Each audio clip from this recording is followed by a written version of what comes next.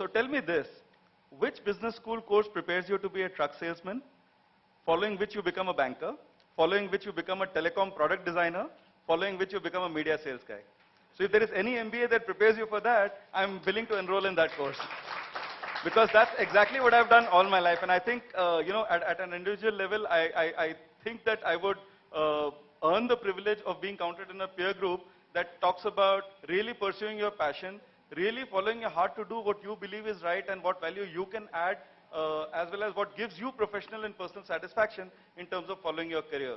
So if you look at the subject line of there's more to media than media and media and entertainment than media, then that would be absolutely true for, I guess, each one of us, that in a way we have all followed passions that are not determined by some traditional role models or some traditional definitions of industrial roles. And we have gone ahead and followed our passions to do what we really like to do, and that has led to a situation where we've found creative satisfaction and, I guess, professional satisfaction too. Pretty much, I'm sure everybody in the audience is aware that Dainik Bhaskar Group is the largest newspaper organization in the country. We have over 2 crore readers. We have 17 odd FM stations, digital properties. So when we talk to media institutions or talent in general, and for good measure, we have the head of our business HR, Rachna Saxena, sitting right over there, so you can actually take first-hand feedback from her as well. It becomes an immensely challenging issue because people tend to have a perception that because it's a newspaper organization, all we will need is editorial skills, ad sales skills, and probably skills around newspaper layout, design, and things like that. But nothing could be farther from the truth. Those are stock in trade roles which easily get fulfilled. What we really need are the extremes, the edges that need to get filled, which really bring the distinction or the differentiation that we want to take to the marketplace. For example, we work very closely with brands to make sure that there is a connect with the end consumer.